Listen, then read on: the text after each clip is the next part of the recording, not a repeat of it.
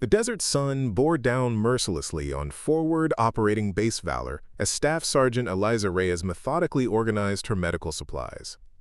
Inside the cramped aid station, the antiseptic smell mingled with desert dust as she counted syringes, cataloged medications, and updated inventory lists with meticulous precision. "Morphine stocks critically low in Sector 3, she murmured to herself, adjusting her wire-rimmed glasses.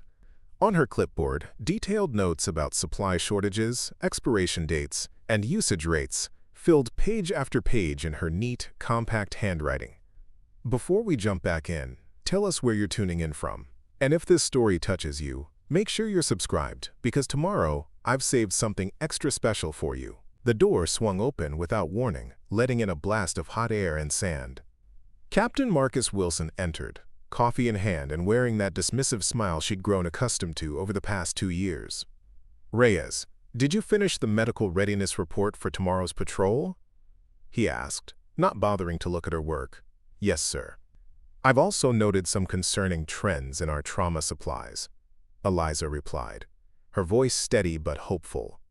"We're running dangerously low on hemostatic agents, and the field surgical kits need—" "Thanks, but we've got the medical supply chain under control." Wilson cut her off with a wave of his hand. "Just need those casualty forecasts on my desk by 1,600 hours. As he left, Eliza's eyes followed him, her face revealing nothing. She'd learned years ago that showing frustration only invited more dismissal. She turned back to her inventory sheets, shoulders slightly hunched, and continued her work.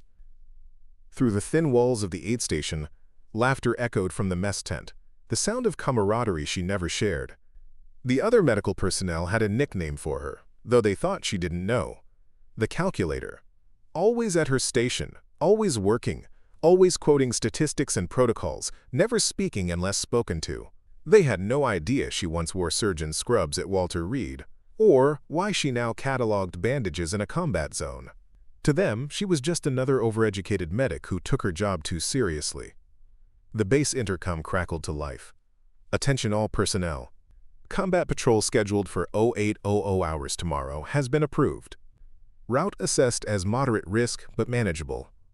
Eliza frowned at her clipboard, comparing her data with the official risk assessment. The discrepancy bothered her more than usual. Her analysis showed something the intelligence officers had missed or chosen to ignore. The pattern of IED placements along the proposed route created a statistical anomaly that suggested a coordinated ambush rather than random attacks. She saved her analysis anyway, attaching it to an email addressed to the operations center with the subject line, "Additional security concerns, route Bravo 0600 to 1,200 hours." Her finger hovered over the send button for a moment. Experience had taught her that no one listened to a medical officer about combat tactics, but something deep in her gut insisted this was important. She hit send, knowing it would likely be filed and forgotten. Later in the mess tent, Eliza sat alone at a corner table, picking at her food while watching a group of combat medics trade stories. Their animated gestures mimicked battlefield procedures as they laughed and boasted. One medic, a cocky young sergeant named Ryan Collins, demonstrated what he claimed was a perfect field intubation technique. Preparing and narrating this story took us a lot of time, so if you are enjoying it, subscribe to our channel. It means a lot to us. Now, back to the story. "That's anatomically incorrect," Eliza whispered to herself, a ghost of a smile crossing her face. "You'd perforate the esophagus before establishing an airway with that angle." A young private passing by her table slowed, giving her a curious look. "Did you say something, ma'am?" Eliza straightened, her expression immediately neutral again. "Nothing important." The private nodded and continued on, soon forgetting the quiet woman in the corner. Eliza watched him join the medics' table, immediately welcomed with backslaps and laughter. For just a moment, something like longing crossed her face before she returned to her meal. Major David Harlow, the base executive officer, entered the mess tent and scanned the room. His eyes settled on Eliza, and he approached her table with purposeful strides. "Staff Sergeant Reyes," he said, remaining standing. "Your security analysis from this afternoon. You're suggesting we should delay tomorrow's patrol?" Eliza looked up, surprised that someone had actually read her report. "Yes, sir. The statistical pattern of attacks along Route Bravo suggests a coordinated trap rather than random insurgent activity. Harlow studied her for a moment. The intelligence team disagrees. I understand, sir. You've submitted similar contradictory analyses 5 times in the past month. Yes, sir. And each time the patrols proceeded as scheduled without incident. Eliza hesitated. The March 14th patrol encountered an unexpected ambush that matched my projected attack pattern, sir. And the April 23rd supply convoy had to alter course due to multiple IEDs placed exactly where I had flagged concerns. Harlow's eyebrows rose slightly. You keep track. I do my job, sir. After a moment's consideration, Harlow nodded. Continue monitoring the situation overnight. If you see any significant changes, report directly to me. Yes, sir. As Harlow left, Eliza felt the brief weight of eyes on her from the medics, table, then the dismissive shift of attention elsewhere. She finished her meal quickly and returned to her quarters. In her small room, Eliza completed her evening ritual. 20 push-ups, stretching exercises for her back, a quick shower. As she sat on her bed, her eyes fell on a single photograph lying face down on her nightstand. Her hand hovered over it momentarily before withdrawing. Whatever was in that photo had been hidden from view for years, and tonight wouldn't be the night she faced it. She turned out the light without looking at the picture. Sleep came fitfully. In her dreams, she heard the crack of gunfire and the screams of wounded soldiers. Monitors beeped urgent warnings as vital signs plummeted. A man's voice, tight with fear. We're losing him, Dr. Reyes. What are your orders?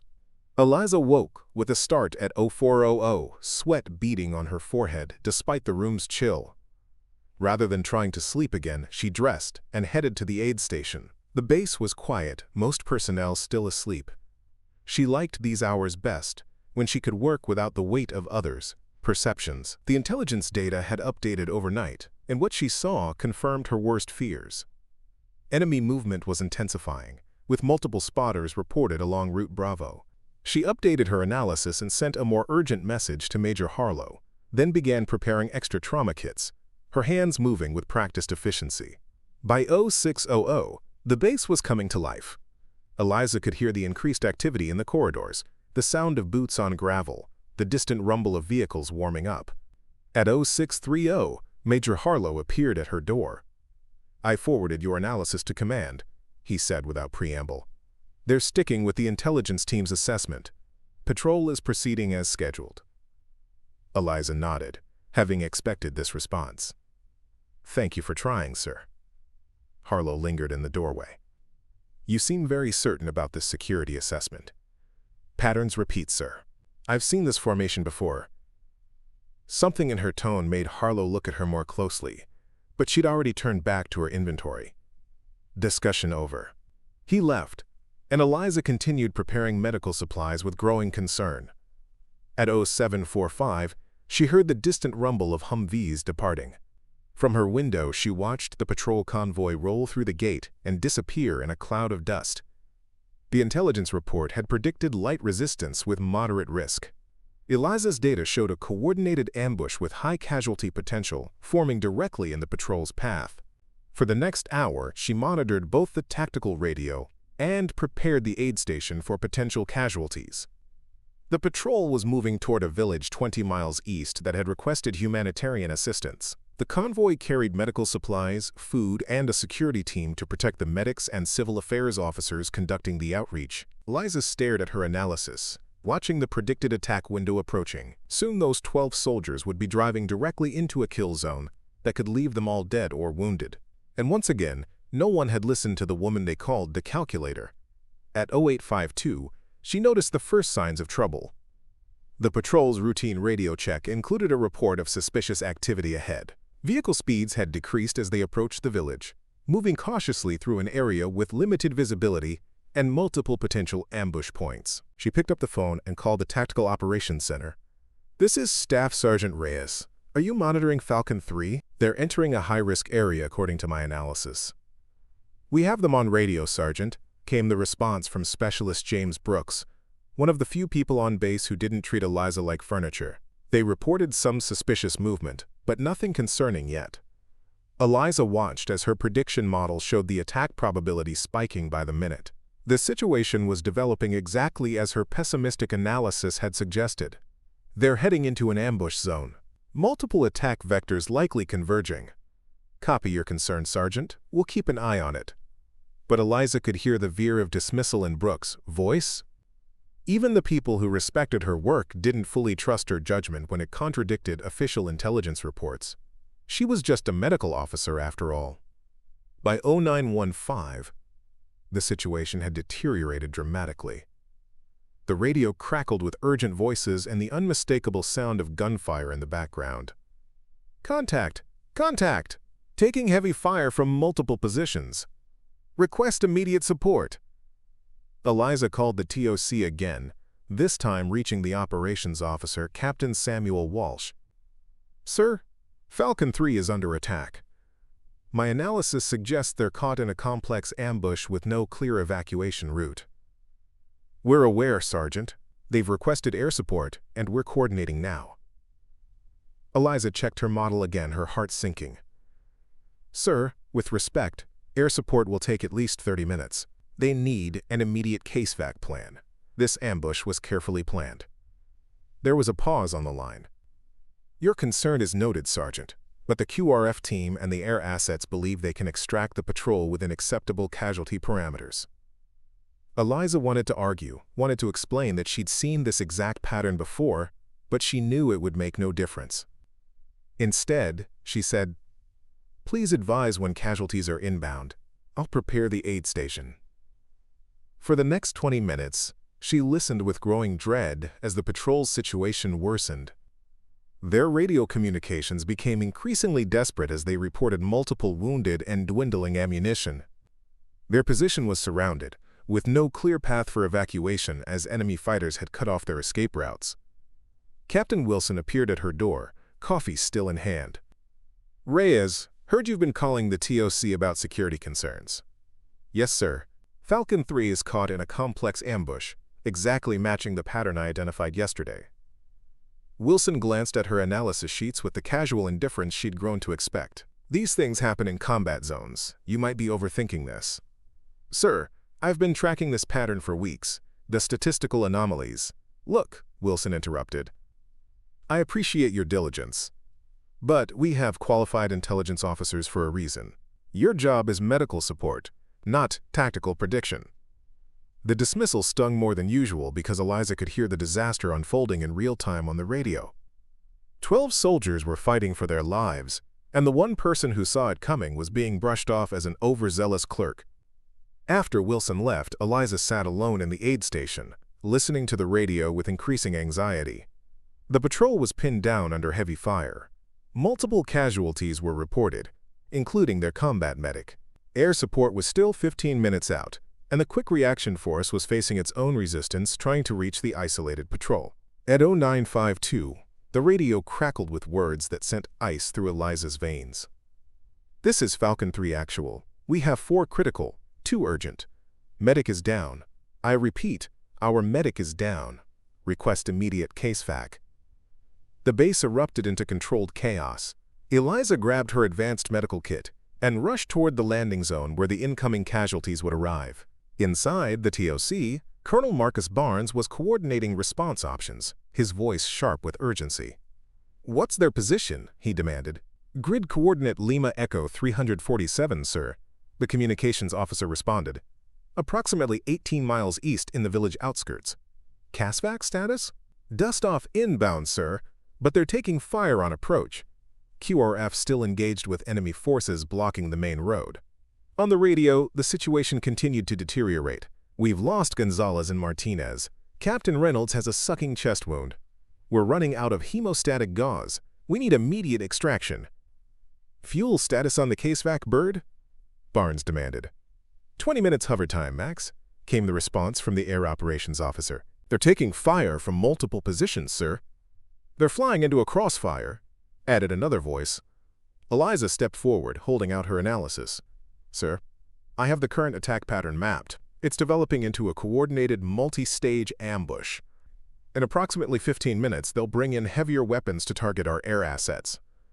Barnes glanced at her data, then back at the crisis developing before him. We need options, people. Those are our soldiers out there. In the chaos of the TOC, everyone was focused on communications, logistics, and impossible calculations. No one paid attention to the quiet medical officer who had predicted this exact scenario. Eliza listened to the increasingly desperate radio calls, watched the tactical display showing the encircled patrol, and felt the familiar weight of helpless knowledge. She'd been here before.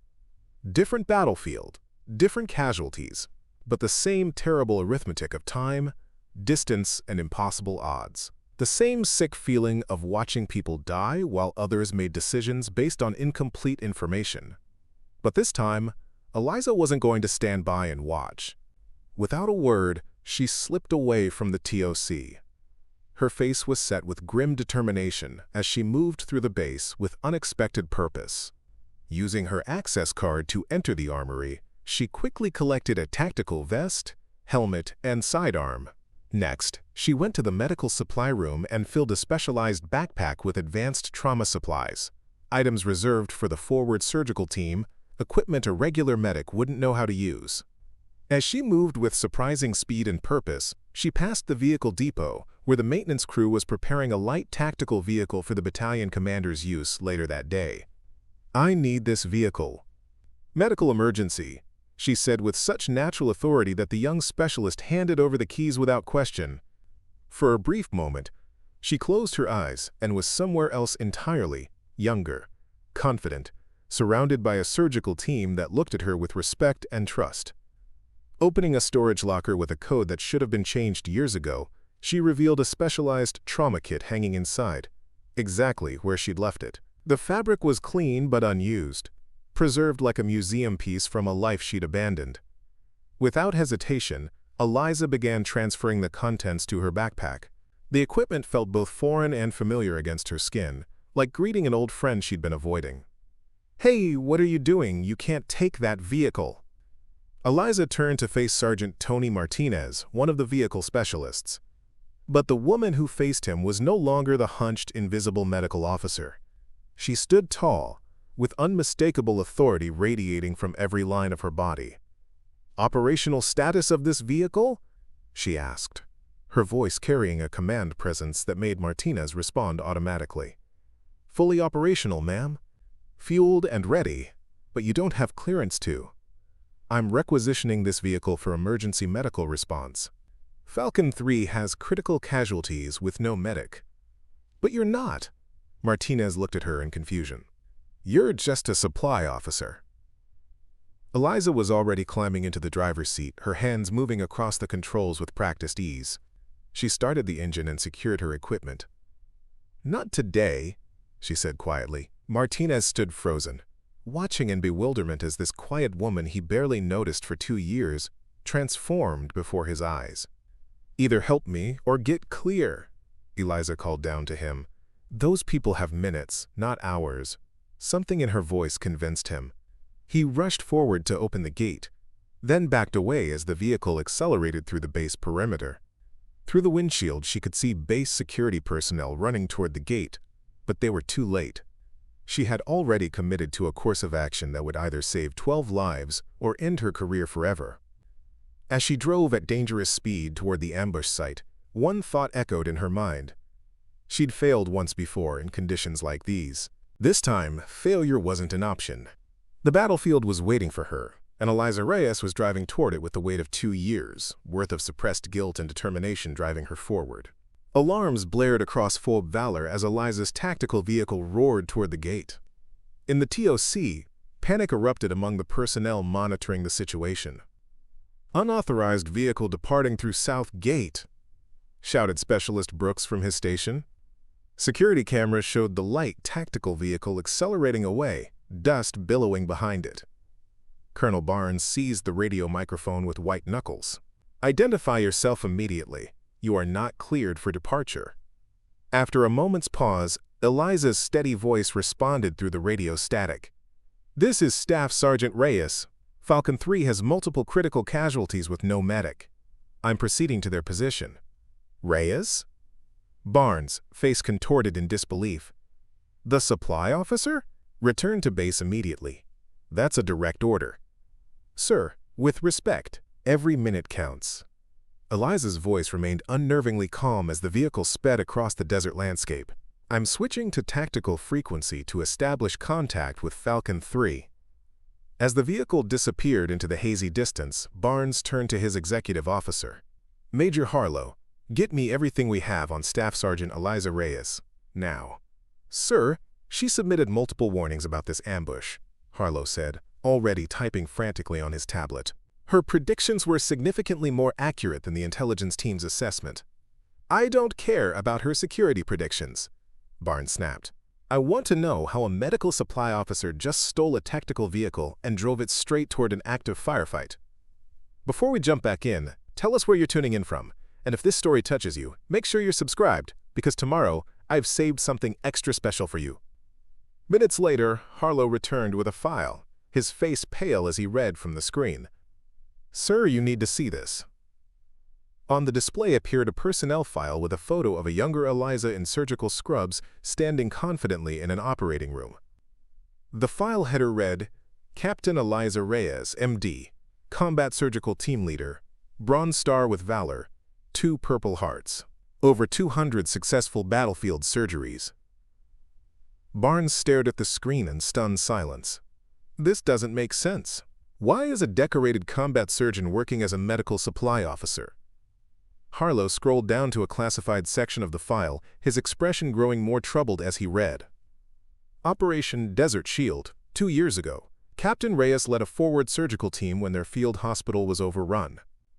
She performed multiple surgeries under direct fire without anesthesia when supplies ran out. She saved 9 lives but lost 3 patients, including her fiancé, another surgeon on her team." The file contained psychiatric evaluations, medical discharge recommendations, and appeals. The final pages showed her voluntary demotion to enlisted status and reassignment to logistics, along with a note. "Subject refuses to return to surgical duty.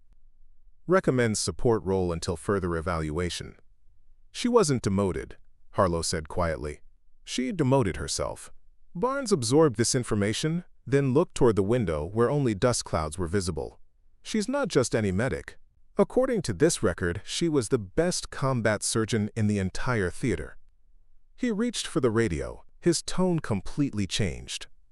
"Reyes, this is Colonel Barnes. Your full service record has been retrieved. What's your status and how can we assist?" Inside the tactical vehicle, Eliza drove with single-minded purpose across the rugged terrain. Years of combat driving training returned instinctively as she navigated the vehicle through dry riverbeds and around potential IED locations, taking an unconventional approach to the ambush site. Her hands no longer trembled as they had in the armory. This was what she was born to do, even if it terrified her. "Base, I'm approaching from the northwest quadrant," she reported, her voice steady despite the distant sound of gunfire growing louder. "Using terrain features for concealment. I've identified a ravine that should provide covered access to Falcon 3's position. Falcon 3, this is FOB Valor. Be advised we have medical support inbound from your northwest. Staff Sergeant Reyes is approaching your position. Provide covering fire when she arrives." Through her headset came a weak static-filled response. "FOB Valor, this is Falcon 3 Actual. We copy. Northwest approach confirmed. Be advised we have multiple casualties, including our medic. Captain Reynolds is critical with diminishing vitals." Something in the voice struck Eliza as familiar. "Falcon 3, Actual. Identify yourself." "Lieutenant Ryan Collins, Acting Commander. Captain Reynolds is down." Eliza's jaw tightened slightly. Lieutenant Collins, the same medic who had been demonstrating incorrect procedures in the mess tent, who had laughed when others called her the calculator, was now responsible for critically wounded soldiers. She pushed aside the irony and focused on the mission. "Lieutenant, maintain position. I'm 2 minutes out. Prepare your most critical casualties for immediate treatment." "Who is this?" Collins asked, confusion evident even through the static. "How are you getting through the ambush?" "Staff Sergeant Reyes. Former Captain Reyes, MD." A pause. "The calculator? The supply officer?" "Affirmative. Secure a treatment area and prepare to assist with emergency procedures." As Eliza approached the coordinates, memories flooded back with painful clarity. Another firefight. Another desperate surgical situation. Another team depending on her judgment. Her breathing quickened, hands beginning to tremble slightly on the steering wheel. The ghosts of her past failure whispered in her ear. "You miscalculated before. You got people killed. What makes you think this time will be different?" "Not again," she whispered to herself, fighting to maintain control. "Not this time." The sound of gunfire intensified as she maneuvered the vehicle into the ravine. She could see smoke rising from the village, where Falcon 3 was pinned down. Keeping the vehicle concealed behind a ridge, she gathered her medical equipment and proceeded on foot, using the terrain for cover. Preparing and narrating this story took us a lot of time, so if you are enjoying it, subscribe to our channel. It means a lot to us. Now back to the story. Back at the base, the command center had fallen into tense silence as they tracked the ongoing firefight. The QRF was still engaged with enemy forces on the main road, unable to reach the patrol. Air support was circling but unable to engage due to the proximity of the enemy to friendly forces. Enemy fighters are converging on Falcon 3's position. The intelligence officer reported, not meeting Barnes's eyes. They're attempting to overrun the patrol before support arrives. Barnes nodded grimly and keyed his radio. "Reyes, be advised, enemy forces are massing for a final push. You have maybe 10 minutes before they overwhelm that position." "Understood." As Eliza approached the patrol's position, crawling the final 50 yards through dust and rubble, she saw the devastation firsthand. The patrol had taken cover in a partially collapsed building, using the stone walls for protection, but their position was deteriorating, with enemy fighters closing in from 3 sides. Inside the building, she found chaos. 3 soldiers maintained defensive positions at windows and doorways, firing sporadically to conserve ammunition. On the floor lay the wounded 6 in total, including Captain Reynolds, who was deathly pale, blood soaking through an improvised bandage on his chest. Lieutenant Collins knelt beside him, pressing down on the wound with shaking hands. When he looked up and saw Eliza, his eyes widened in disbelief. "Sergeant Reyes?" "How did you—" "Status report," she interrupted, already assessing the injuries with trained eyes. Her medical training kicked in automatically, years of combat surgery experience guiding her movements. "Captain Reynolds has a penetrating chest wound, probable tension pneumothorax. Gonzalez took shrapnel to the femoral artery. We've got a tourniquet, but he's lost a lot of blood. Martinez has a head injury, unresponsive. Wilson and Jackson have multiple fragment wounds, but they're stable. Our medic, Peterson, took a round through the neck. He didn't make it." Eliza quickly triaged the situation, her mind calculating survival probabilities, required interventions, and time constraints. "We focus on Reynolds first, then Gonzalez. You assist me. Where's your medical kit?" "Here, but we're out of most supplies. No more hemostatic gauze. No more morphine. Running low on everything else." Eliza opened her backpack, revealing specialized surgical equipment that made Collins' eyes widen further. "That's not standard field medical gear." "I'm not a standard field medic," Eliza replied, already cutting away Captain Reynolds, uniformed to better access his chest wound. Her movements were precise and confident, nothing like the quiet, overlooked supply officer Collins had dismissed for months. "You need to perform a needle decompression," Collins suggested, watching her examine the captain's chest. "No, I need to perform a thoracotomy. His tension pneumothorax is progressing to cardiac tamponade." Eliza's voice was calm, but authoritative as she prepared her instruments. "Hold this retractor. When I tell you to pull, do it firmly but smoothly." Collins stared at her. "A thoracotomy? In the field? Without anesthesia? Captain Reynolds will be dead in minutes without it." Eliza looked him directly in the eyes. "Are you going to help me save him? Or should I find someone who will?" Outside, the gunfire intensified. Enemy fighters were closing in on their position.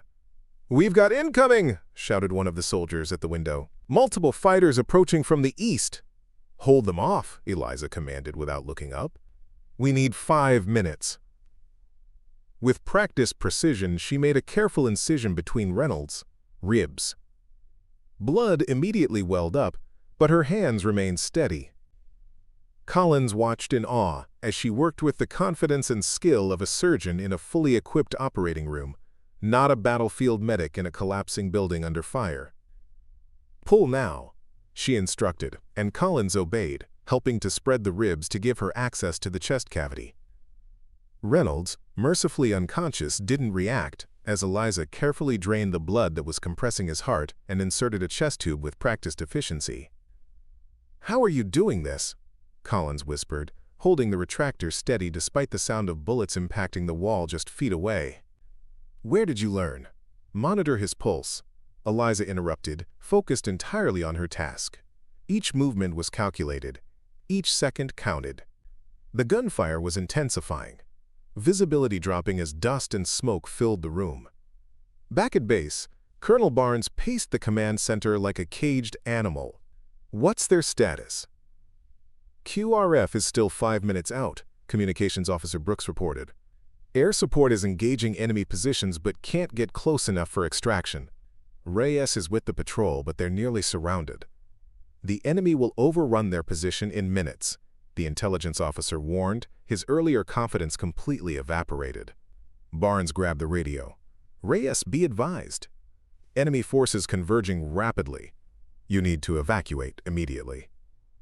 Inside the collapsing building, Eliza completed the emergency thoracotomy, her hands covered in blood, but movements still precise. Captain Reynolds' color was improving slightly, his pulse steadying under her care. "He's stabilizing," she announced, already turning her attention to Private Gonzalez, whose femoral artery injury was life-threatening. "Next patient." "Didn't you hear the radio?" Collins asked incredulously. "We need to evacuate now." "We move him now, he dies," Eliza replied, cutting away Gonzalez's pant leg to better access the wound. "Same for Gonzalez. Hold pressure here." Collins complied, watching as Eliza prepared to clamp the damaged artery. "This isn't a hospital, Reyes. We're about to be overrun." "Then I suggest you work faster," she responded coolly, her focus absolute. She began the delicate process of isolating and repairing the femoral artery, using techniques that weren't taught to field medics but were standard for battlefield surgeons.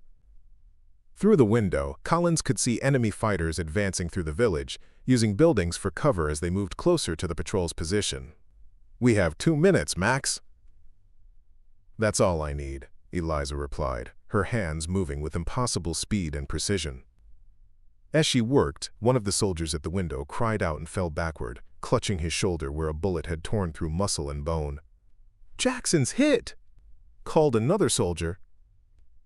Without looking up from her procedure, Eliza called out instructions. "Direct pressure on the wound. Elevate the arm. Check for exit wound. If clear, pack with hemostatic gauze from my kit." The soldier looked at her in confusion, then at Collins.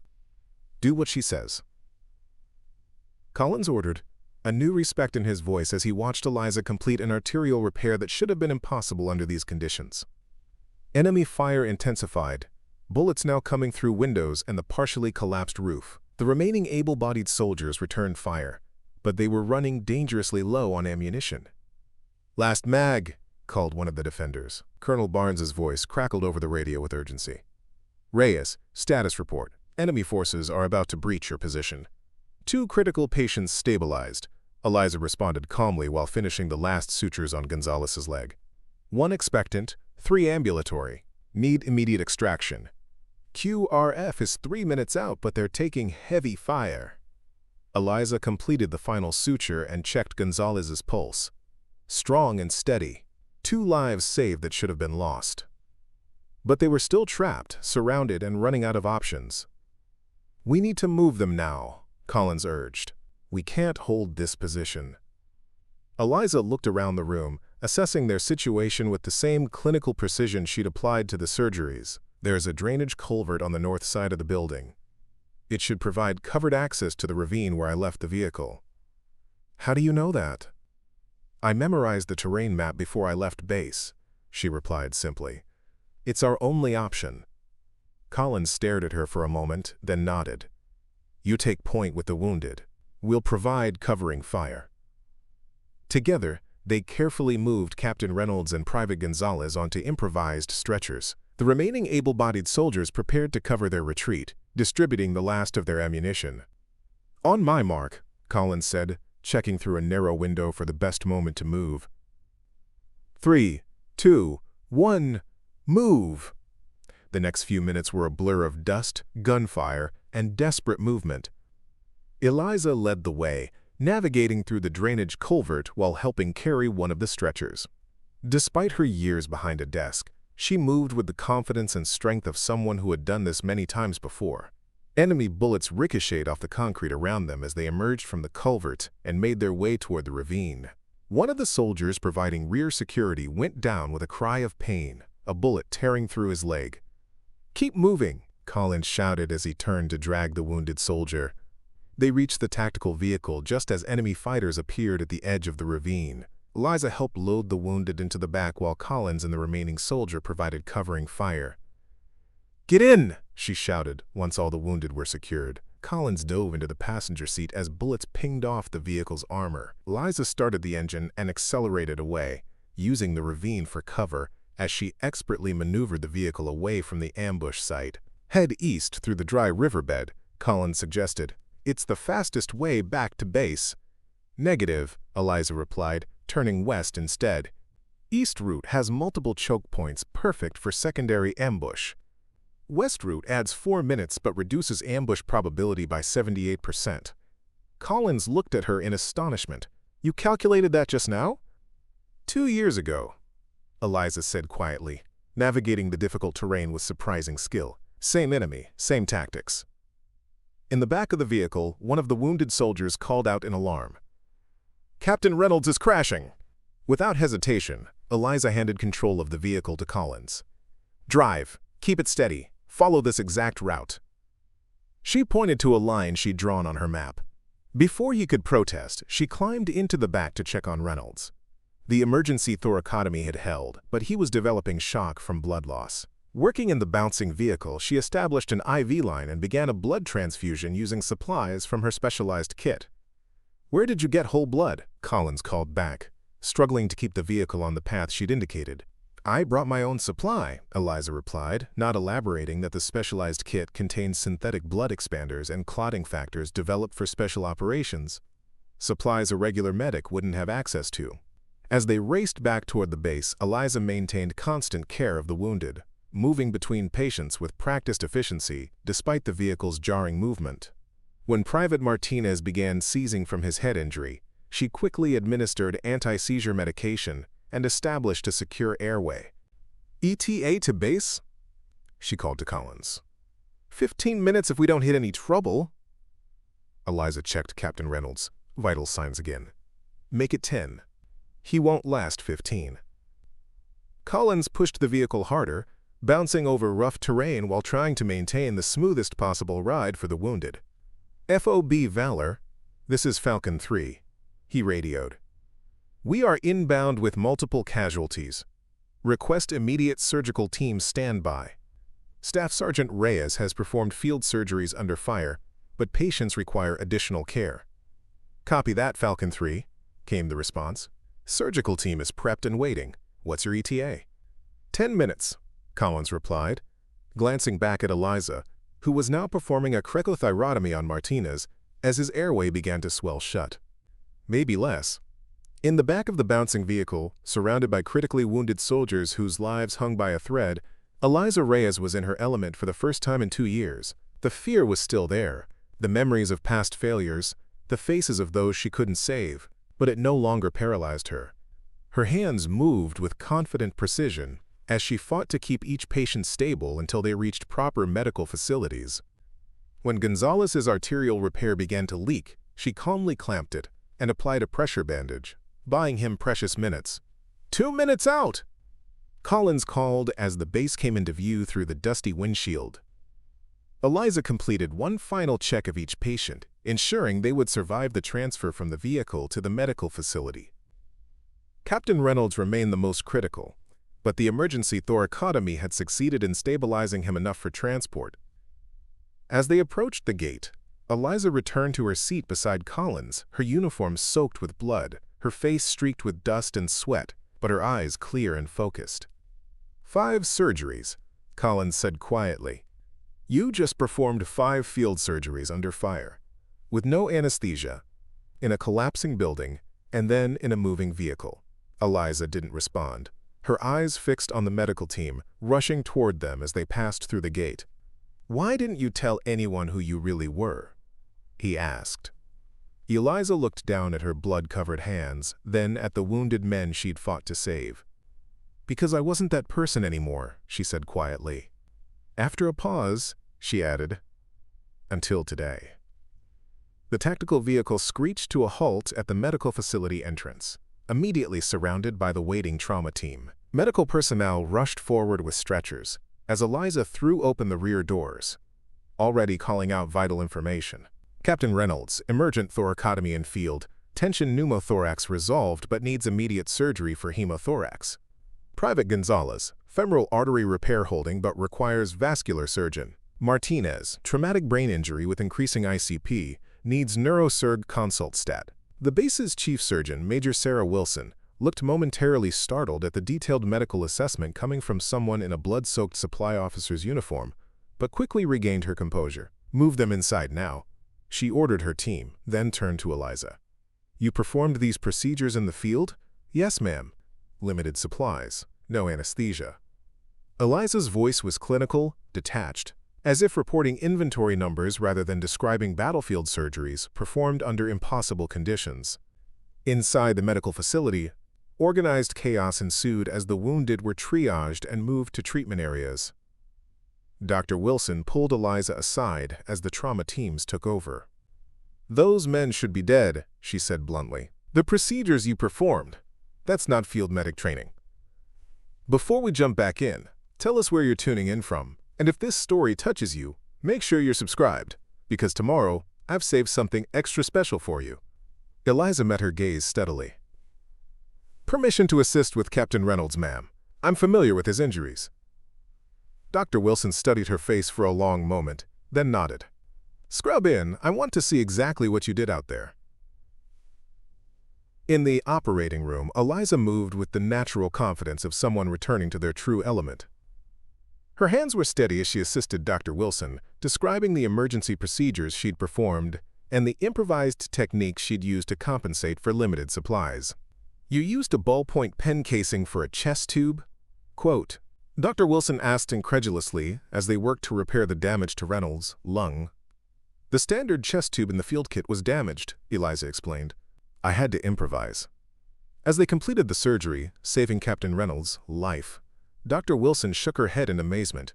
"Who are you, Sergeant Reyes? Where did you learn to perform battlefield thoracotomy?"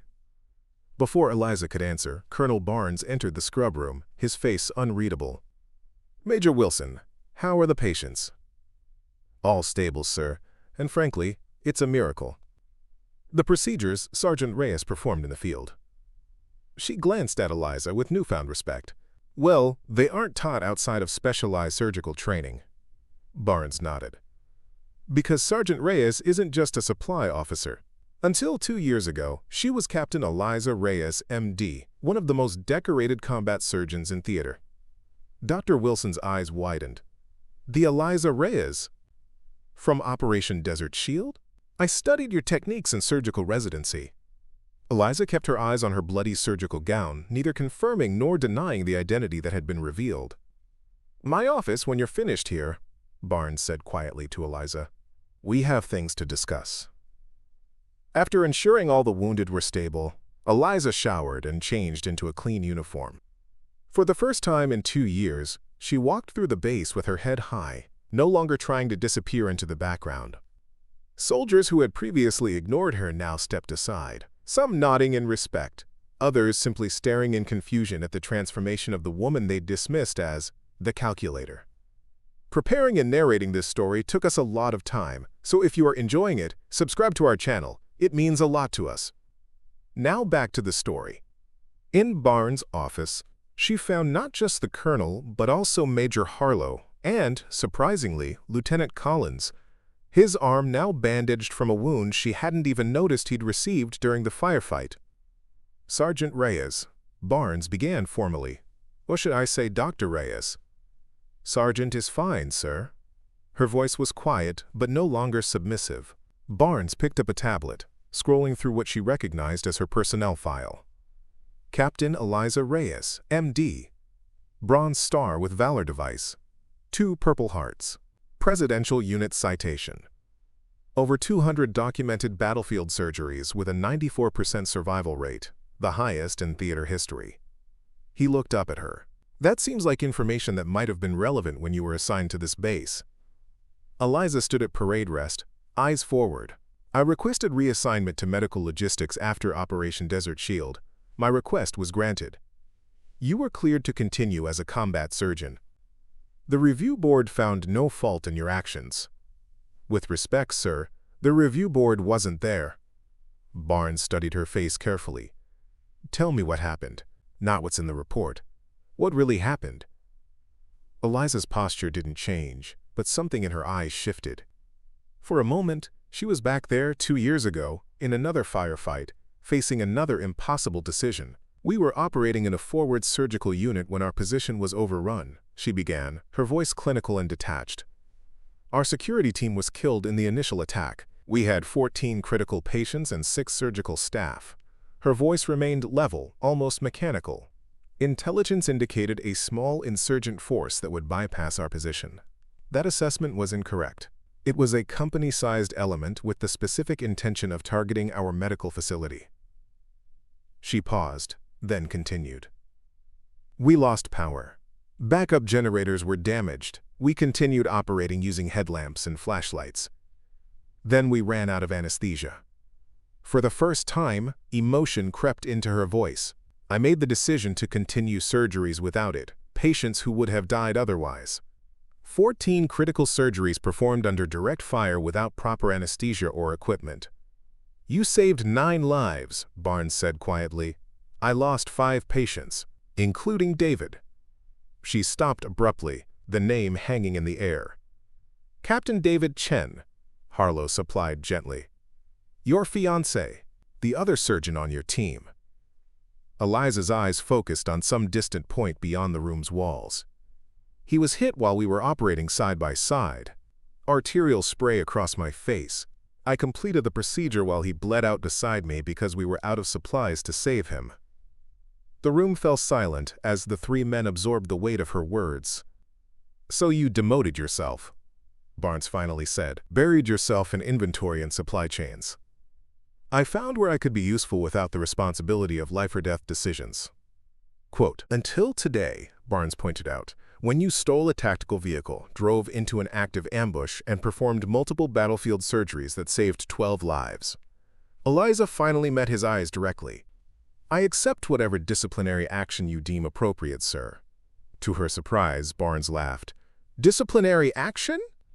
You just saved 12 lives under conditions that would have defeated most of our surgical team. The Army doesn't discipline heroes, Dr. Reyes. We promote them. I'm not a hero, sir. I'm not a doctor anymore. As of this moment, you are. Barnes handed her a document. Emergency field reinstatement at my discretion as base commander. Effective immediately, Captain Eliza Reyes, M.D., is returned to active duty status. Eliza stared at the paper in disbelief. Sir, I don't. We lost our head trauma surgeon last month to transfer. We're desperately understaffed. Barnes shook his head. And now I discover that the best combat surgeon in the Army has been counting bandages in my supply department. I haven't practiced medicine in 2 years. And yet you just performed 5 of the most challenging field surgeries I've ever heard of. Barnes's expression softened slightly. Look, I understand trauma, I understand guilt, but I also understand waste, and keeping you out of the operating room is a waste of extraordinary talent. Eliza looked at the reinstatement order in her hand, conflicting emotions warring across her face. Sleep on it, Barnes suggested. In the meantime, there's someone who wants to see you.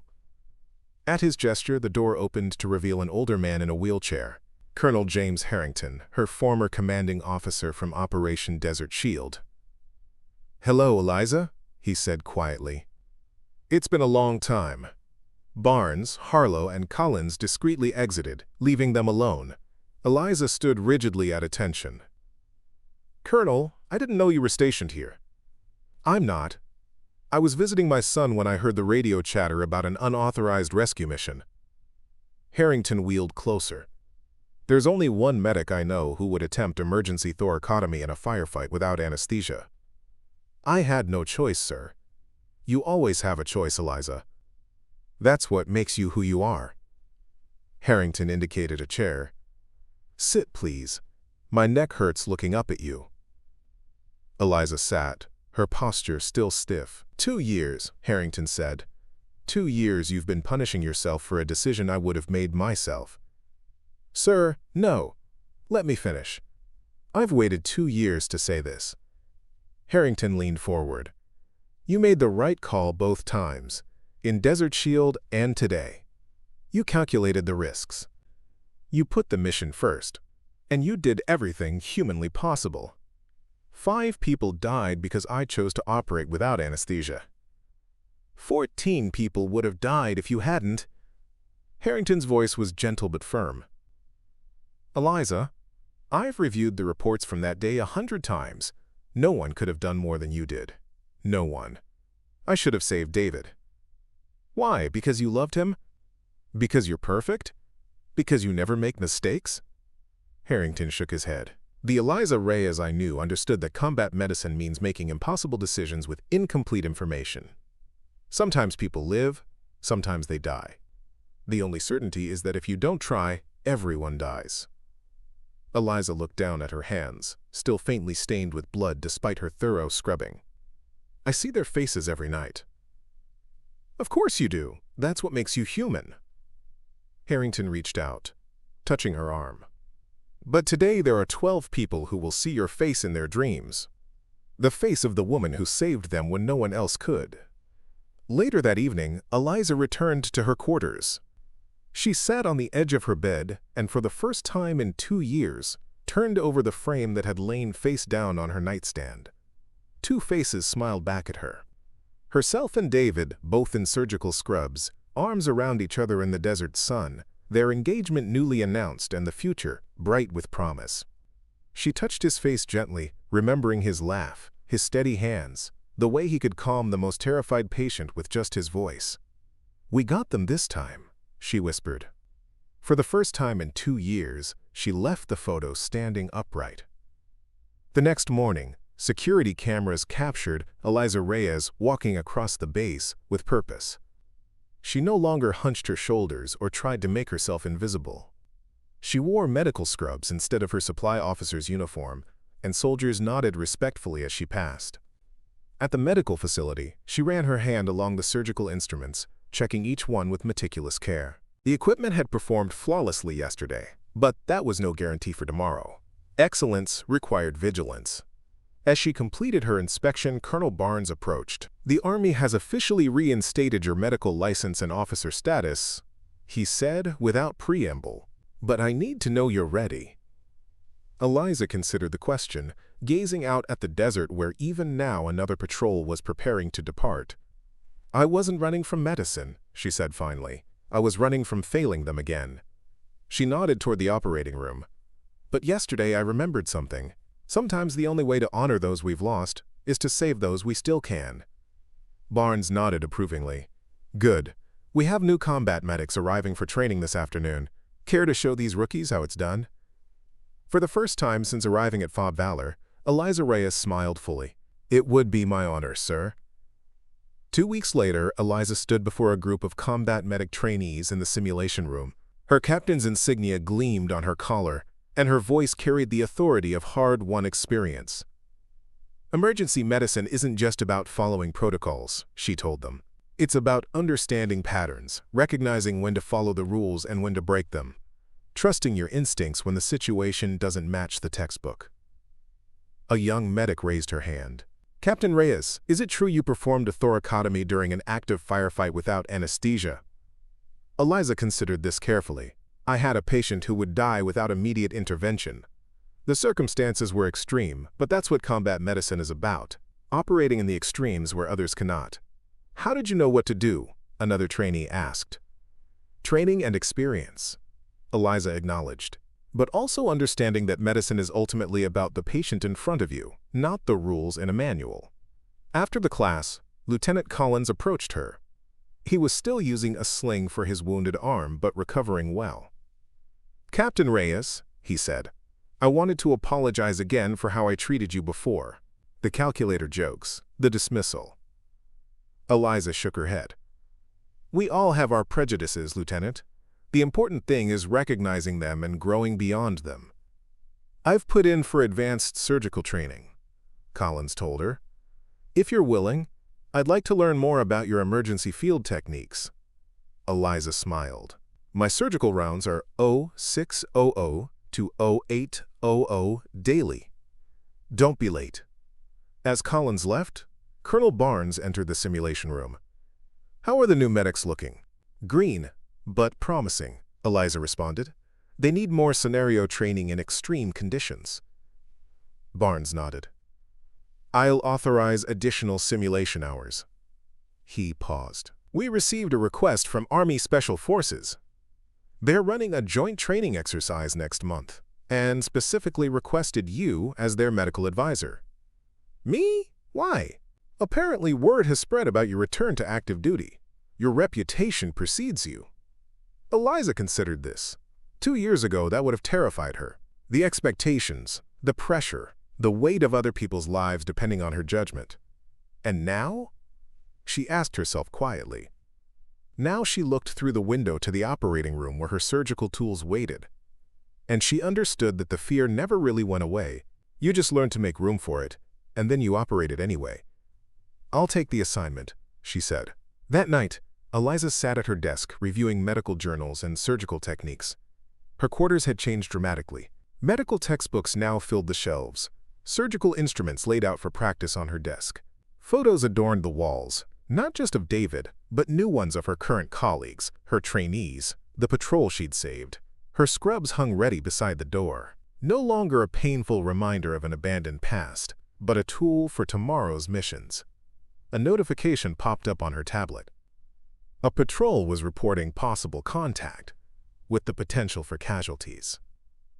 Most medical officers would wait for confirmation before preparing, but Eliza immediately began reviewing trauma protocols and checking surgical supplies. This was what she did best, preparing for the worst while hoping for the best, being ready when others needed her most. As she worked, she glanced at the photo of David, now prominently displayed on her desk. For you, she murmured. Outside her window, the desert sun began to set on Forward Valor. Eliza Reyes, no longer hidden behind supply sheets and self-imposed exile, now stood visible in the light. The woman who had counted bandages, who had heard a call for help, who had performed surgery under fire when it mattered most, continued her vigilant preparation. But now she prepared not from the shadows, but from exactly where she belonged. 6 weeks after her dramatic return to surgical duty, Captain Eliza Reyes faced her biggest challenge yet. The joint training exercise with Army Special Forces had evolved into something far more serious than anyone had anticipated. Captain Reyes, we have a situation developing, Colonel Barnes said as he entered the surgical unit where Eliza was training junior medics on advanced field techniques. His face was grim, carrying the weight of classified information. Sir? Intelligence indicates a village was hit with chemical weapons approximately 100 miles northwest of here. Civilian casualties, including children. Weather and visibility are deteriorating rapidly due to a sandstorm, and we're the closest qualified medical asset. Eliza felt the familiar tightness in her chest, but this time, it didn't paralyze her. What's the timeline? You have maybe 6 hours before the chemical agents cause irreversible damage to the survivors. And the sandstorm makes helicopter evacuation impossible. Barnes handed her a tablet with the initial intelligence. The affected site is in contested territory, similar to Desert Shield. Limited security available. The comparison wasn't lost on Eliza. This was her moment of truth, not just proving she could operate again, but proving she could lead when the stakes were highest. I'll need a full surgical package, she said, her voice steady. Mobile equipment, chemical countermeasures, and a security team. Whatever you need. Your mission commander. Eliza assembled her team with precision.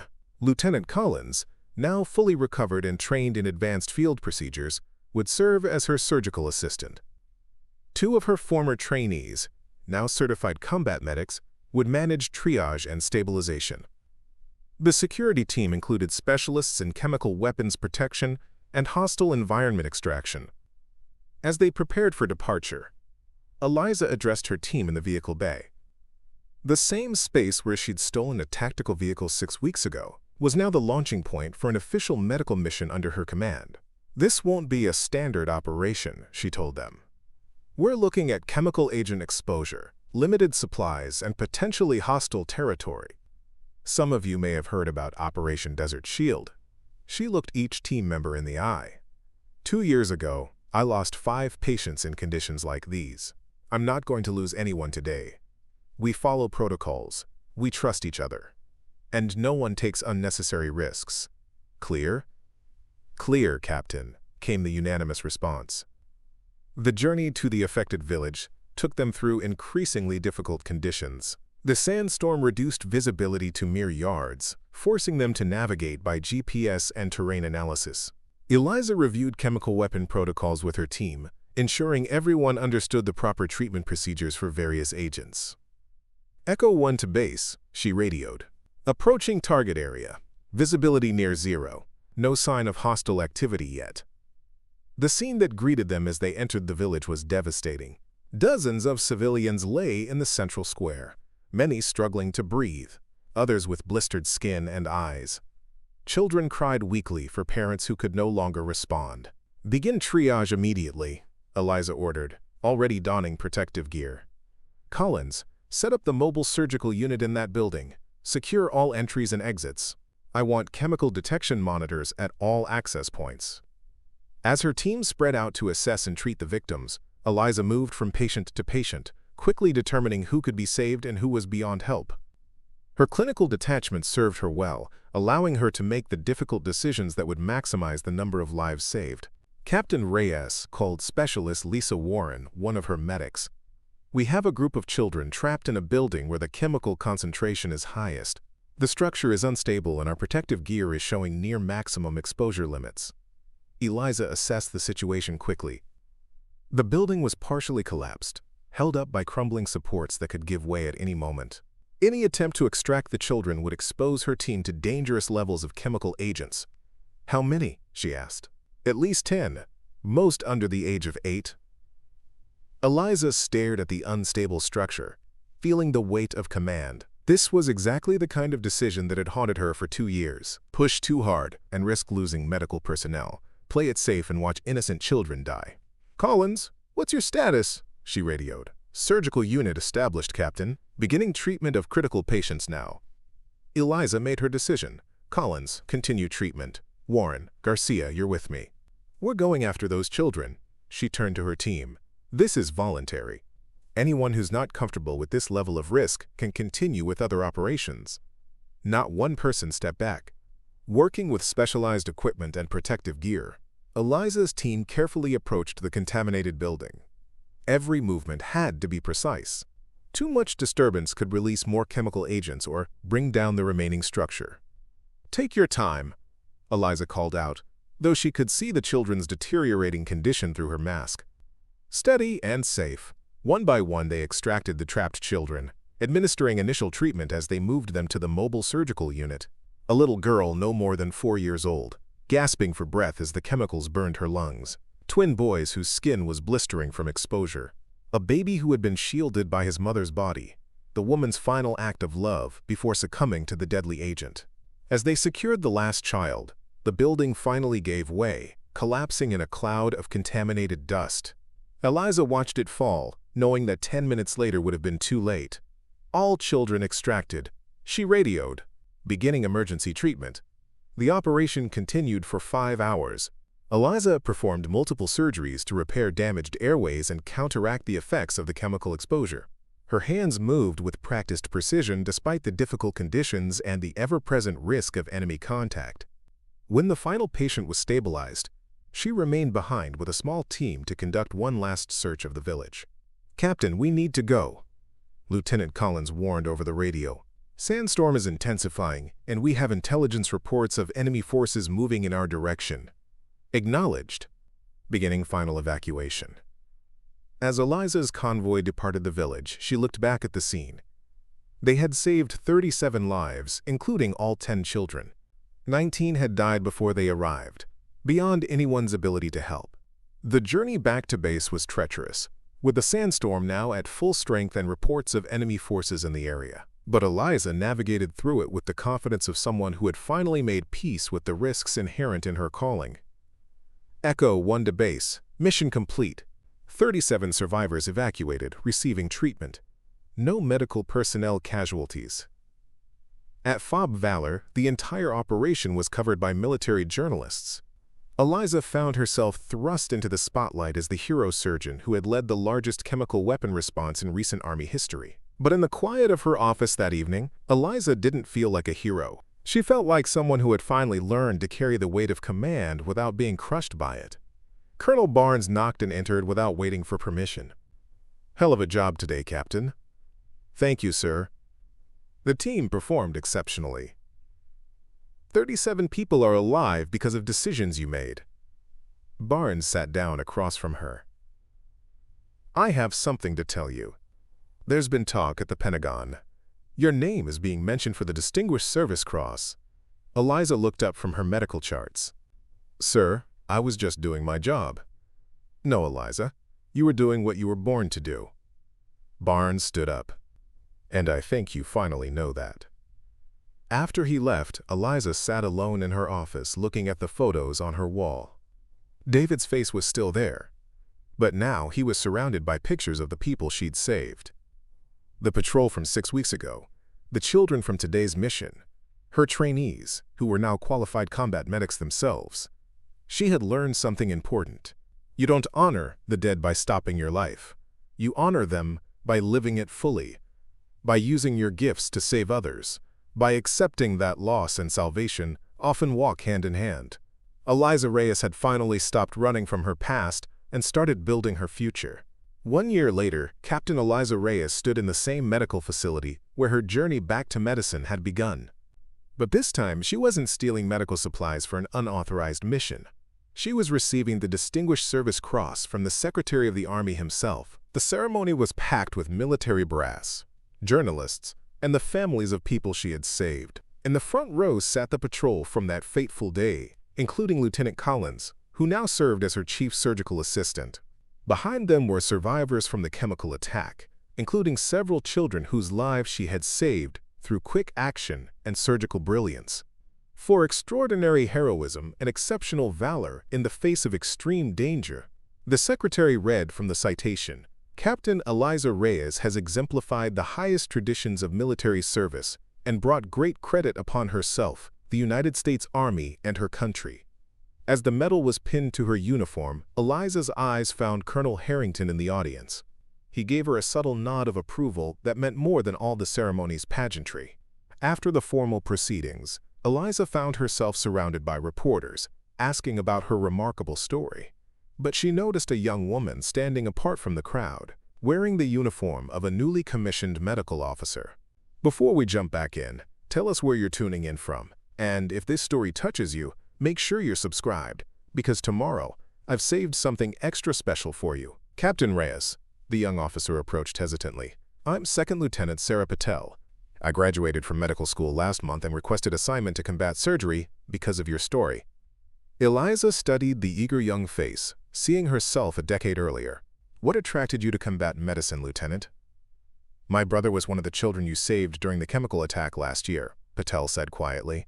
"When I saw how you led that mission, how you made the impossible decisions, I knew that's what I wanted to do with my life."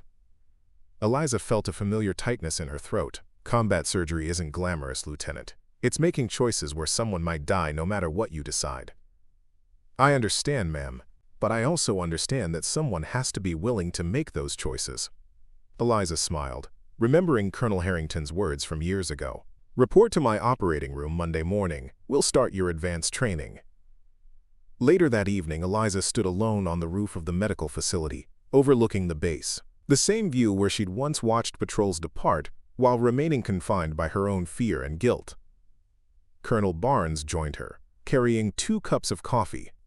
"Thinking about anything in particular? 2 years ago, I was convinced my surgical career was over. I thought I was protecting patients by staying away from the operating room." Eliza gestured toward the medical facility where her surgical team waited, ready for whatever emergency might arise. "Now, I understand that hiding from your calling doesn't protect anyone. It just ensures that when people need you most, you won't be there." Barnes nodded thoughtfully. You know, I've been meaning to ask you something. That day, when you stole the tactical vehicle, what made you finally act? Eliza considered the question. I heard 12 people calling for help, and I realized I was the only one who could reach them. For 2 years, I'd been so afraid of making the wrong choice that I'd stopped making any choices at all. And the security analysis? You predicted that ambush perfectly when our intelligence team missed it completely. Sometimes experience sees patterns that technology misses, Eliza replied. I'd seen that exact formation before Desert Shield. The difference was this time I trusted what I knew instead of doubting myself. A call came over Eliza's radio. Captain Reyes, we have incoming casualties. Vehicle hit an IED 3 critical, ETA 5 minutes. Eliza and Barnes exchanged glances. Mass casualties required immediate response and decisive leadership. Prep the trauma bay, she responded without hesitation. Activate the surgical team and have blood products ready. I want CT standing by for the head injuries. As she walked away, Barnes called after her. Eliza, be careful out there. She turned back with a confident smile. Sir, careful and effective are mutually exclusive in combat medicine. I learned that the hard way. Preparing and narrating this story took us a lot of time, so if you are enjoying it, subscribe to our channel. It means a lot to us. Now back to the story. 30 minutes later, Eliza was in the operating room, performing an emergency craniotomy on a young soldier whose skull had been fractured by the blast. Her hands moved with practiced precision as she relieved the pressure on his brain, giving him a chance at survival that would have been impossible without immediate intervention. BP dropping, called the anesthesiologist. We're losing him. Eliza didn't hesitate. Push 1 unit of whole blood and prepare for cardiac support. We're not losing this one. Hours later, after saving all 3 wounded soldiers, Eliza completed her post-surgical paperwork. It was the kind of routine emergency that rarely made headlines but meant everything to the families involved. As she walked through the recovery ward checking on her patients, she passed the bed of specialist Michael Torres, the soldier whose craniotomy she had performed. His vital signs were stable, his prognosis good, despite the severity of his injuries. You know what they call her? Whispered a nurse to a new medical officer, not realizing Eliza could hear them. The miracle worker. They say she can save anyone if she gets to them in time. Eliza smiled slightly at the new nickname. It was certainly better than the calculator. But in truth, she knew there were no miracles in medicine, only skill, preparation, and the courage to act when others hesitated. In her office, she found Lieutenant Collins waiting with the day's surgical schedule. 4 procedures today, Captain. The first is that complex vascular repair you've been planning for Private Jenkins. How are our new residents progressing? Eliza asked, reviewing the schedule. Lieutenant Patel shows exceptional promise. Reminds me of someone I used to know. Eliza laughed. Let's hope she learns to trust her instincts faster than I did. As Collins left, Eliza noticed a small package on her desk with a note from Colonel Barnes. Inside, she found a beautiful new stethoscope with her name engraved on it, along with the words, "For the lives you've saved and the lives you will save." The gesture touched her deeply. For so long she had defined herself by the lives she had lost, carrying that burden like a penance. Now, finally, she was allowing herself to be defined by the lives she had saved, and more importantly, by the courage to keep trying despite the inherent risks of her profession. That afternoon, Eliza led a complex 12-hour surgery to repair Private Jenkins' shattered leg, an injury that would have resulted in amputation at most medical facilities.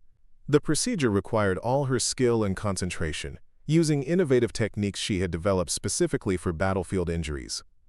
Remarkable work, commented Dr. Wilson as they completed the final sutures. Most surgeons wouldn't have even attempted to save that leg. Most surgeons haven't operated in a collapsed building during an active firefight, Eliza replied with a small smile. It gives you a different perspective on what's possible. Later that evening, exhausted but satisfied, Eliza checked on Jenkins one last time before heading to her quarters. The young soldier would keep his leg, and with time and rehabilitation, would likely walk normally again. A minor miracle by most standards, but to Eliza, simply the expected outcome of proper surgical technique and refusal to accept defeat. As she walked across the darkened base, Eliza was surprised to find Lieutenant Patel sitting alone outside the medical facility, looking troubled. "Lieutenant? Is everything all right?" Patel looked up, clearly startled. "Captain Reyes, I didn't see you there." "That's not an answer to my question." The young officer hesitated. "I assisted Dr. Wilson with a difficult case today. We lost the patient." Eliza sat down beside her. "And now you're questioning whether you're cut out for combat medicine. How did you know?" "Because I'd been exactly where you are." Eliza gazed up at the star-filled desert sky. "After Desert Shield, I was convinced I'd never operate again. I couldn't bear the thought of losing another patient. But you came back. Eventually, after hiding for 2 years. Eliza turned to look directly at the young lieutenant. "Don't make my mistake, Patel. Don't let one loss define you. How do you handle it now? The losses, I mean." Eliza considered this carefully. "I recognize that medicine isn't about being perfect. It's about being present, about showing up for the patient in front of you with everything you have, even knowing you might fail." "That sounds terrifying." "It is," Eliza acknowledged. "But it's also the only way to practice medicine with integrity.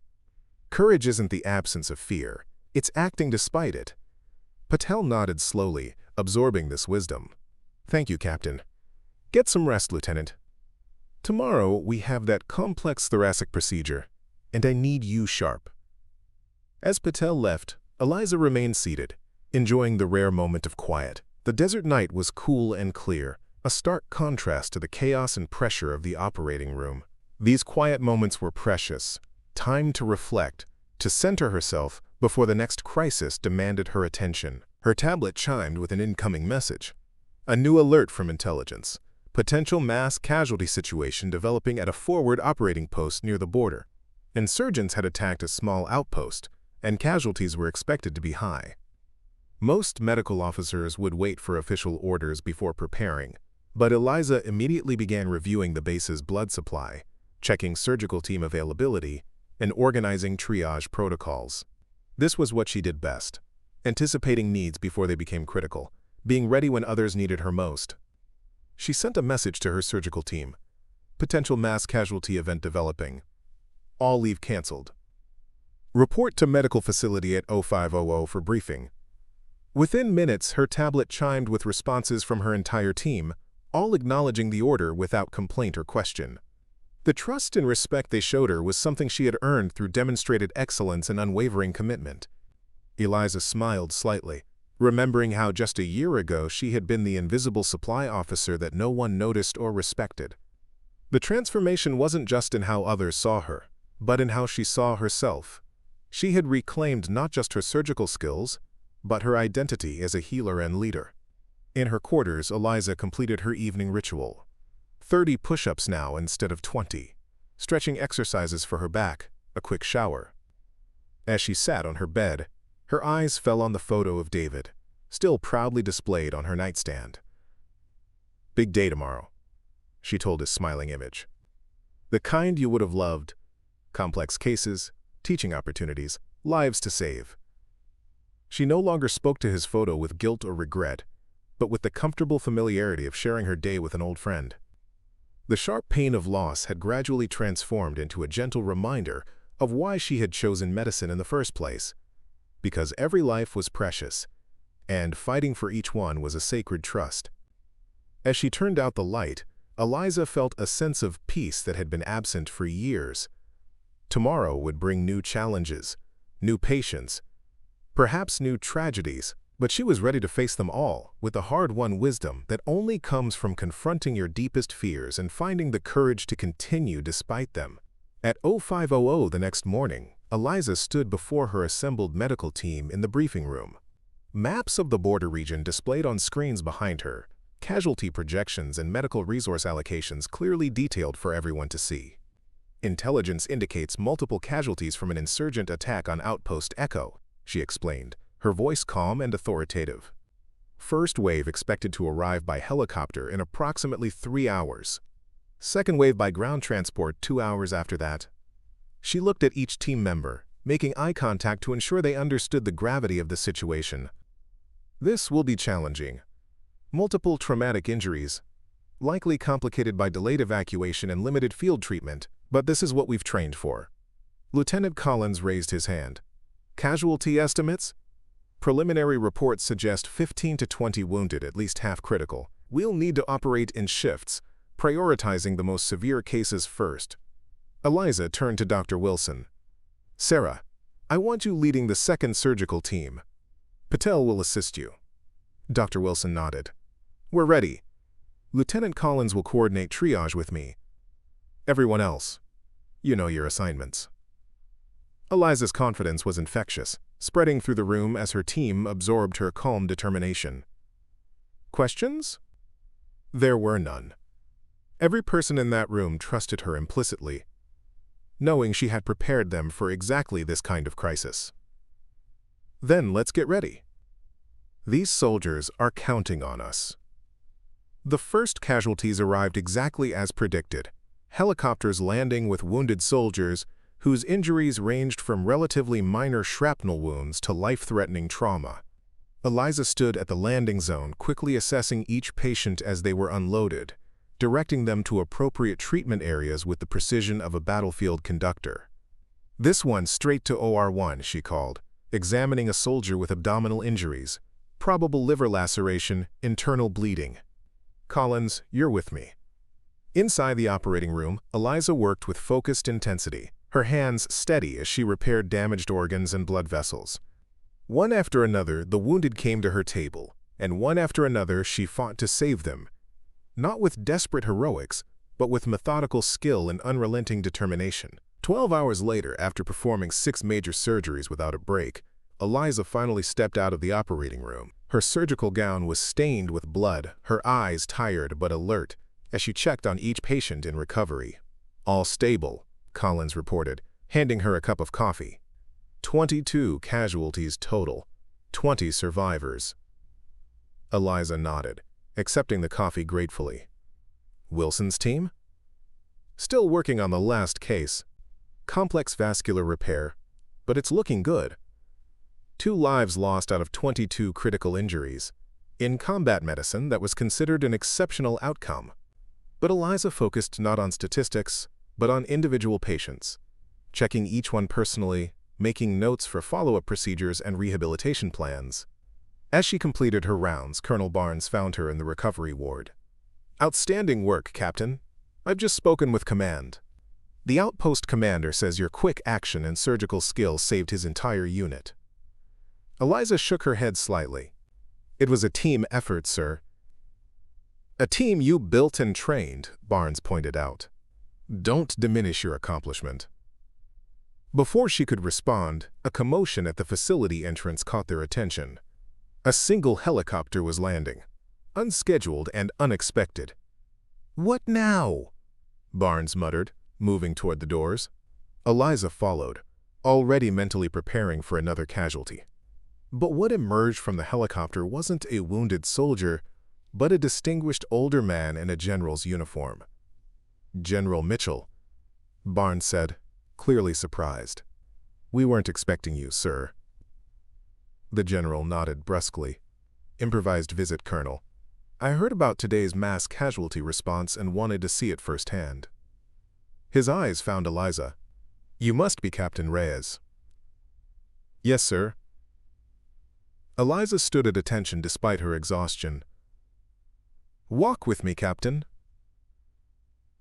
It wasn't a request. As they moved through the facility, General Mitchell observed everything with a critical eye. The organized treatment areas, the efficient staff, the stable patients who, by all rights, should have died from their injuries. You've built something remarkable here, Captain, he finally said. A trauma response system that outperforms any other in theater. Thank you, sir. I'm not here to compliment you, Reyes. I'm here to offer you a position. The general stopped walking, turning to face her directly. We're establishing a new combat surgical training center at Walter Reed. I need someone to run it. Someone who knows what it really means to perform surgery under fire. Eliza stared at him, momentarily speechless. Walter Reed, the premier military medical facility, where she had completed her residency before deploying. The opportunity to train the next generation of combat surgeons was beyond anything she had imagined. "With respect, sir, I'm needed here. You've trained your team well. They can continue without you." Mitchell's gaze was penetrating. "Think bigger, Captain. Instead of saving dozens of lives yourself, you could train hundreds of surgeons who will save thousands." The offer was compelling, but Eliza felt conflicted. She had just rebuilt her life here, had just reclaimed her identity as a surgeon. The thought of leaving brought unexpected anxiety. "I need time to consider, sir. You have 48 hours. The general handed her a folder with the official offer. "Read this. Think about your potential impact."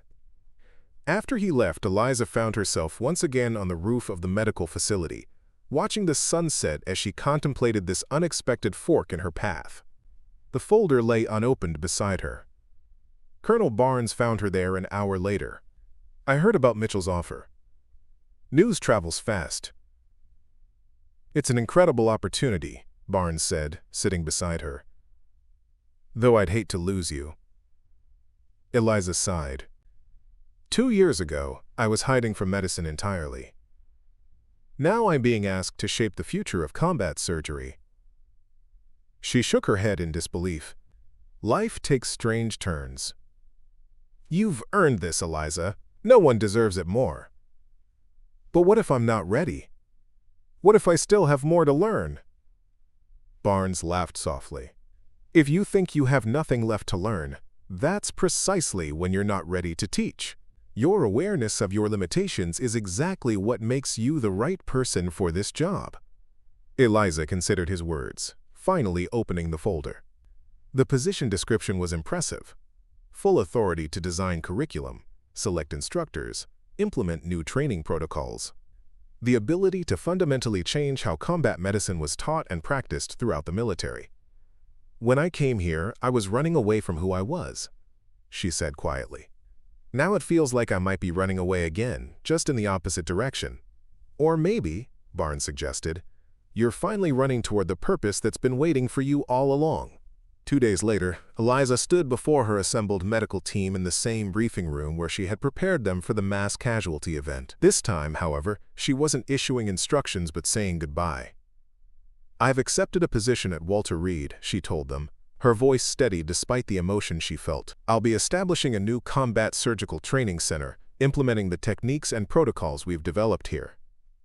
She saw surprise on some faces, understanding on others. Lieutenant Collins smiled slightly, nodding his approval. "Dr. Wilson will take over as Chief of Surgery," Eliza continued. "Lieutenant Collins will serve as her deputy. I have complete confidence in both of them, and in all of you." Lieutenant Patel raised her hand. "Will you be teaching the Arctic Storm Protocol, ma'am?" Eliza smiled at the nickname her team had given to her innovative approach to battlefield surgery without standard equipment or anesthesia. "I will, along with everything else I've learned from all of you."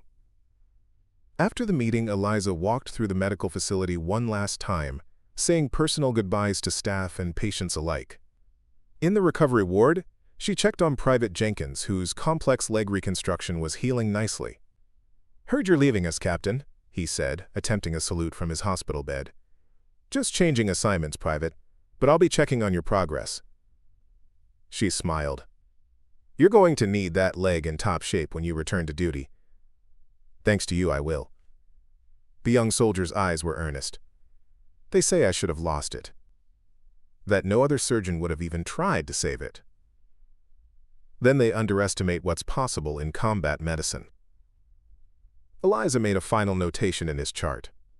"That's something I intend to change." In her quarters, Eliza packed her belongings efficiently.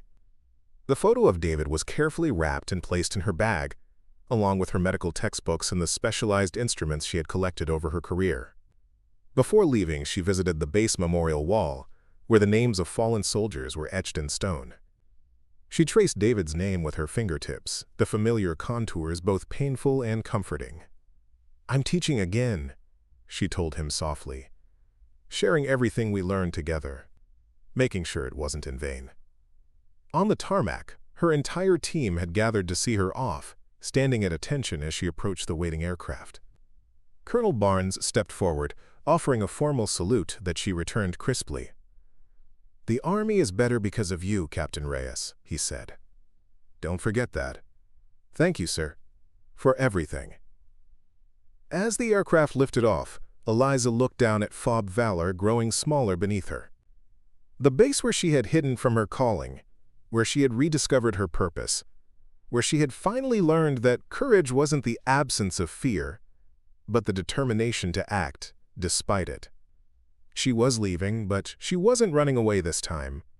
She was carrying forward everything she had learned about medicine, about leadership, about herself, to share with others who would face the same challenges she had overcome. In the years that followed, Captain Eliza Reyes, eventually Colonel Reyes, transformed combat surgical training throughout the military. The techniques she developed saved countless lives on battlefields across the world. The surgeons she trained carried her knowledge and courage into conflicts she would never see, and in a quiet corner of her office at Walter Reed, a photograph still stood on her desk. Not just of David now, but of all the teams she had led, all the lives she had saved, all the surgeons she had trained. A visual reminder that our greatest failures can lead to our greatest contributions, if only we have the courage to rise again. Her story became legend in military medicine. The surgeon who had once hidden from her calling, only to revolutionize combat surgery and save thousands of lives through her teaching. Not because she was fearless, but because she had learned that fear and courage could coexist in the same heart. That true heroism wasn't found in dramatic moments of bravery, but in the quiet, consistent choice to show up day after day, bringing your best to each challenge, despite the risks and despite the cost. Because sometimes, the most important surgery you perform isn't on a patient's body, but on your own heart, cutting away the scar tissue of past failures to reveal the healer who was always waiting to emerge. Up next, you've got 2 more standout stories right on your screen. If this one hit the mark, you won't want to pass these up. Just click and check them out. And don't forget to subscribe and turn on the notification bell so you don't miss any upload from us.